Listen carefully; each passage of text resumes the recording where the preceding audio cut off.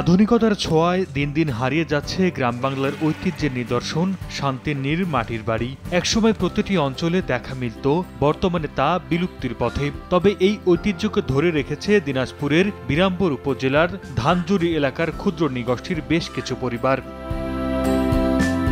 তীব্র দাবদাহ আর গরমে অতিষ্ঠ মানুষ, তার মাঝে যোগ হয়েছে বিদ্যুতের ঘন ঘন লোডশেডিং। এই তীব্র গরমে মাটির ঘর যেন গরিব মানুষের জন্য আশীর্বাদ হয়ে দাঁড়িয়েছে। তীব্র শীতে মাটির ঘরের ভেতরটা থাকে বেশ উষ্ণ, আবার প্রচণ্ড গরমে ঘরের ভিতরে থাকে শীতল, যার কারণে আধুনিক যুগেও বিদ্যুতের লোডশেডিং এর কোনো প্রভাব ফেলতে পারেনি এই ক্ষুদ্র নৃগোষ্ঠী পরিবারগুলোর মাঝে। তীব্র গরমেও মাটির ঘরের ভেতর বিরাজ করে ঠান্ডা, তাই গরিব মানুষের জন্য এসব মাটির ঘর যেন প্রাকৃতিক এসি। 1, 2, 3 ঢাকায় জমি জিতে নিন 100% ক্যাশব্যাক সহ 20 কোটি টাকার পুরস্কার।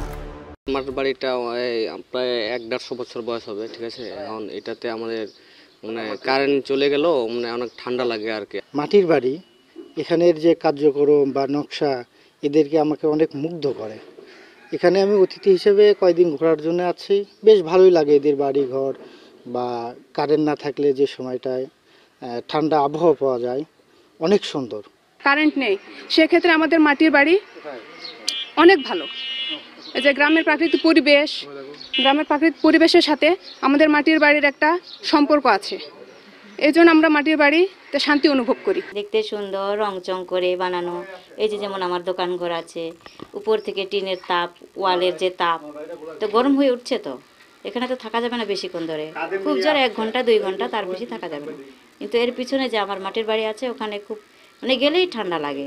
তালা দেওয়া বাড়ি, উপরে চৌকা দেওয়া বাড়ি, সুন্দর আরাম লাগে। মাটির বাড়িতে আমরা আছি, বাপ দাদা 14 পুরুষ থেকে আমাদেরকে করে দিয়ে গেছে। মাটির বাড়িতে থাকি সুন্দরভাবে, আমাদের ঠান্ডাও লাগে না, গরমও লাগে না। আমরা সারাদিন খেতে খামারে কাজ করে আসে আমরা শান্তিতে ঘুমাইতে পারি।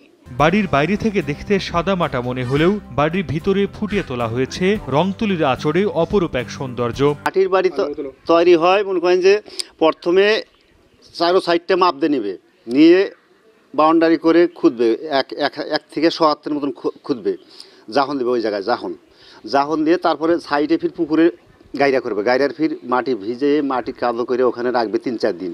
আঁকার পর ওই মাটিটা ফির তুলে দলা বানা, ওই যে জাহনটা দিয়ে দিল ওর উপর দিয়ে বসা যাবে। 1 ফিট থেকে 100 ফিট উঁচা করবে, হাইট করে এইভাবে আস্তে আস্তে মনে করেন যে একবারে 9 ফিট বা 10 ফিট 12 ফিট পর্যন্ত তুলে ফেলাবে। 1, 2, 3 ঢাকায় জমি জিতে নিন 100% ক্যাশব্যাক সহ 20 কোটি টাকার পুরস্কার।